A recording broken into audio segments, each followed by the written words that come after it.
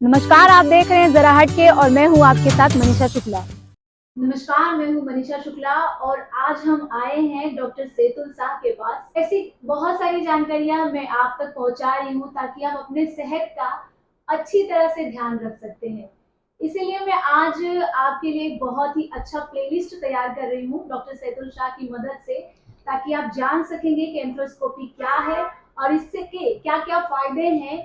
और आपके जो छोटे-मोटे क्वेश्चंस हैं, जो कभी ऐसा लगता है कि क्या इसके फायदे हैं, इसके नुकसान हैं, या बहुत सारे हमें हमारे दिमाग में हजारों सवाल आते हैं जब हमें एंट्रोस्कोपी की बात आती है कि अब इसके बाद क्या होगा, हम डर जाते हैं। तो हम सबसे पहले ये सारी जानकारी हम ऑथेंटिसिटी के साथ आपको पहुंचाते हैं, ऑथेंटिक डेटा के साथ, डॉक्टर से मिलकर। तो आज हम हैं डॉक्टर सेतुल साहब के साथ। डॉक्टर सेतुल साहब थैंक कैसे यू। हैं? बस बढ़िया है बढ़िया। मैडम। बदोश सारू। बद्दू सारू। ओके, तो सर पहले हमेरा यही सवाल है कि एंथ्रोस्कोपी क्या है?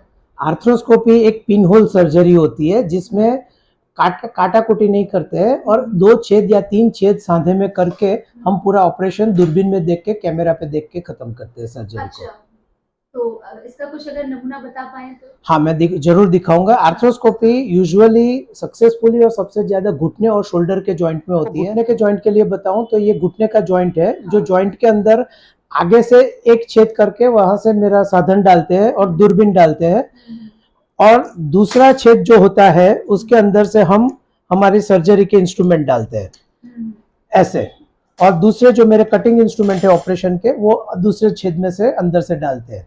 तो ये 2 ही छेद में से हम पूरी प्रोसीजर खत्म कर सकते हैं। कभी कभी जरूरत पड़ी तो तीसरा छेद तीसरा इंस्ट्रूमेंट के लिए डाल सकते हैं।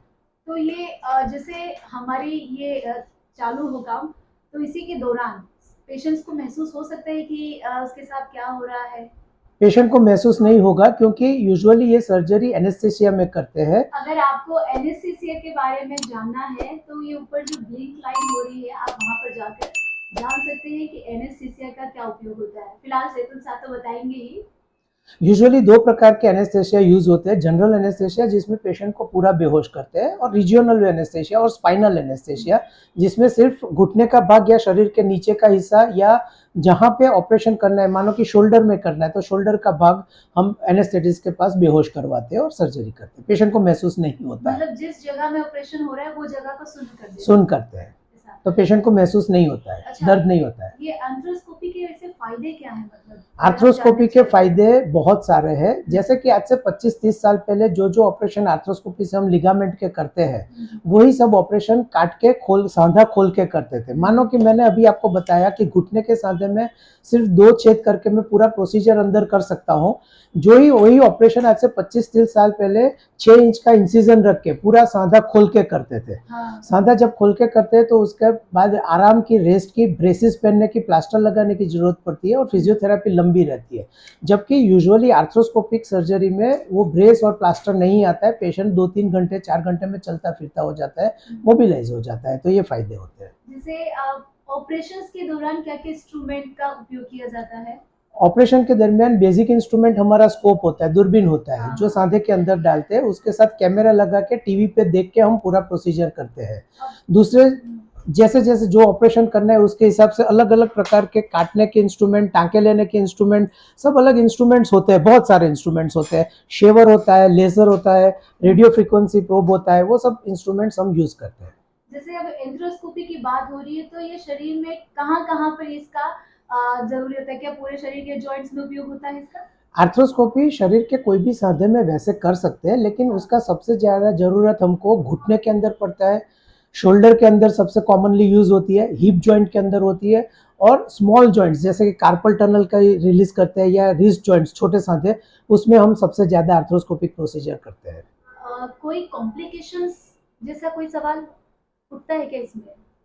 कॉम्प्लिकेशन दुनिया में हर एक चीज़ में होता है, लेकिन मैंने बताया कि ये पिन होल से करते हैं तो कॉम्प्लिकेशन का रेट बहुत कम हो जाता है, और इन्फेक्शन का डर भी बहुत कम हो जाता है। मानो कि मैंने कोई ऑपरेशन पूरा सांधा खोल के किया तो उसमें इन्फेक्शन का रेट काफ़ी टाइम बहुत ज़्यादा होता है, जबकि जब 2 छेद ही करते हैं तो इन्फेक्शन का रेट उसमें मानो मानो कि एक्स नंबर ऑफ इन्फेक्शन होते हैं 1000 केस में, तो आर्थ्रोस्कोपी में वो उससे 100वें भाग का हो जाता है, ऐसा हम बोल सकते हैं। वो डेटा अलग अलग सर्जरी, अलग अलग सर्जन के हाथ में अलग अलग होते हैं, लेकिन बहुत कम होता है। आपको घबराने की कोई जरूरत नहीं होती आर्थ्रोस्कोपिक सर्जरी में इन्फेक्शन के लिए। आर्थ्रोस्कोपिक के फायदे क्या क्या हो सकते हैं? फायदे बहुत है। एक तो पेशेंट को मैं 2 घंटे में चलना फिरना शुरू कर देता हूँ।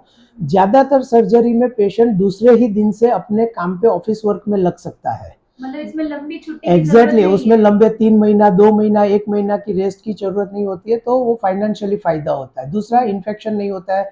तीसरा, पेशेंट को पेन कम होता है। जब हम ऑपरेशन खोल के करते हैं तो पेन ज़्यादा होता है, जबकि पिन होल सर्जरी होती है तो पेशेंट को ज़्यादातर इतना ज़्यादा पेन नहीं होता है कि जिसके लिए उसको पेन किलर हो या ज़्यादा लेनी पड़े दवाइयाँ। ये फायदे होते हैं। प्लास्टर नहीं लगता है, पेशेंट अपने घुटने को मोबिलाइज कर सकता है। फिजियोथेरापी, लंबी फिजियोथेरापी की जरूरत नहीं पड़ती है। बहुत सारे फायदे होते हैं। बहुत सारे, जैसे मैं यही आपसे एक सवाल पूछने वाली थी कि बहुत सी सर्जरीज और दवाइयों में सर्जरीज के दौरान उन्हें दवाइयाँ लंबे वक्त तक खानी पड़ती है, तो इसमें कितने वक्त तक का समय लगता है? इसमें यूजुअली दवाइयों, पेन किलर की ज़रूरत बहुत कम पड़ती है। हाँ। जो यूजुअली पेशेंट घबराते हैं कि पेन किलर ज़्यादा नहीं लेनी है, तो वो कम पड़ती है। तो मसल रिलैक्सर्स और वो ये दवाइयाँ उनकी फिजियोथेरेपी के दौरान कुछ दिन या कुछ हफ्ते तक देते हैं, लेकिन लाइफ टाइम या लॉन्ग टर्म दवाइयाँ लेने की ज़रूरत नहीं पड़ती है। अभी जैसे कि हम खेल कूद की ओर अगर हम थोड़ा सा मूव करें, तो हम अक्सर सुनते हैं कि बुमराह को या हार्दिक पांड्या को इंजरी आई, सर्जरी की गई, तो ये किस तरह का मामला होता है इसमें? ये 2 प्रकार की मैंने बताया, इसीलिए बोला पहले कि ये शोल्डर और घुटने में सबसे ज़्यादा पॉपुलर सर्जरी होती है।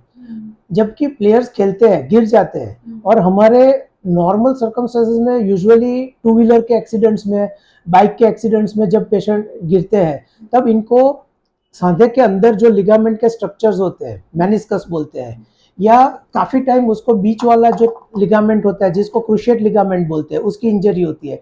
साइड के लिगामेंट्स जिसको कोलेटरल लिगामेंट्स बोलते हैं, उसकी इंजरी होती है। ये प्लेयर्स जो होते हैं, क्रिकेटर्स जो इन्होंने नाम गिना है, उनको यूजुअली ये प्रकार की इंजरी गिरने से या चोट लगने से होती है। शोल्डर में एक बार हमें बताइए, इस साइड, ये साइड से मैं बताऊं एग्जैक्टली, तो ये मेनिस्कस है, गादी, जो गादी फट गई बोलते हैं तो ये चीज होती है। लिगामेंट फट गया बोलते हैं तो ये चीज होती है, बीच वाली। अच्छा। ठीक है, तो ये टूटने से शोल्डर में जब सर्जरी करते हैं रोटेटर कफ की, तो पूरा भाग साफ करके रोटेटर कफ की जो सरफेस होती है उसको स्मूथ करते हैं, और उसको जो टूटा हुआ भाग है उसको अपनी जगह पे फुटप्रिंट पे लाके वहाँ उसके स्पेशल स्क्रूज होते हैं, एंकर्स बोलते हैं, स्विचर एंकर, उससे उसको फिट करते हैं। कुछ 2 3 4 महीने के बाद पेशेंट फिर से अपना प्लेन खेलना करना वो रिज्यूम कर सकते हैं। अच्छा, तो ये नी और शोल्डर का हो गया कि सिर्फ शोल्डर? शोल्डर, ये शोल्डर का मैंने बताया। ये shoulder। इसमें भी आर्थ्रोस्कोपिक सर्जरी बहुत पॉपुलर है, हम लोग बहुत ज़्यादा करते हैं, हाँ। और घुटने में भी ये बहुत पॉपुलर है और रिजल्ट ओरिएंटेड होती है। तो ये कितने वक्त तक हमारे प्लेयर्स रिकवर कर जाते हैं? वो हर एक सर्जरी के लिए अलग ड्यूरेशन होता है रिकवरी का। हाँ। सिर्फ मेनिस्कस किया है तो यूजुअली पेशेंट 1.5 महीने से 3 महीने के अंदर अपना प्ले या धीरे धीरे रिज्यूम कर सकता है। शोल्डर में भी 3 महीने से 6 महीने, 7-8 महीने में अपनी फिजियोथेरेपी स्ट्रेंथ रिगेन करने के बाद रिज्यूम कर सकता है स्पोर्ट्स। अच्छा, बहुत बार ऐसा होता है ना कि हमने यहाँ कुछ करवाए हैं, सर्जरी करवाया हो, तो कुछ वक्त बाद वहाँ पे पेन शुरू हो जाता है, तो ये क्या इंसिडेंट होते हैं?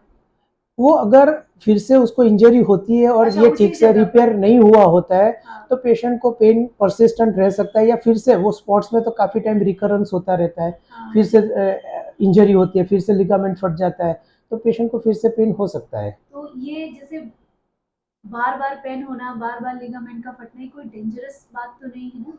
वो पेशेंट की एक्टिविटी पे डिपेंड करता है मनीषा बहन। हाँ। पेशेंट बहुत ज़्यादा विग्रस है, स्पोर्ट्स की भी एक मेथड होती है कि जिससे उनको इंजरी कम से कम हो। हमने काफ़ी टाइम देखा है कि बाउंड्री लाइन पे प्लेयर कैच पकड़ते पकड़ते गिर जाते हैं, स्लिप हो जाते हैं, स्कीड होते हैं, स्लाइड होते हैं, लेकिन वो उनको सिखाया जाता है फिजियो में कि ऐसे गिरना है, ऐसे पड़ना, आपको कैच पकड़ना है कि जिससे आपको इंजरी कम से कम हो। अगर वो फॉलो नहीं करेंगे तो उनको बार बार इंजरी होती रहेगी। तो मतलब कि ये कोई भी रिप्लेसमेंट हो, हमें ध्यान से काम लेना एग्जैक्टली, है। कोई भी सर्जरी है उसके बाद डॉक्टर, ऑर्थोपेडिक आर्थ्रोस्कोपिस्ट सर्जन आपको समझाते हैं, आपके फिजियो जो समझाते हैं उसको वो प्रोटोकॉल को फॉलो करना है। तो ये थे आपके सवाल जो मैं लेकर आई थी डॉक्टर सेतुल शाह के पास।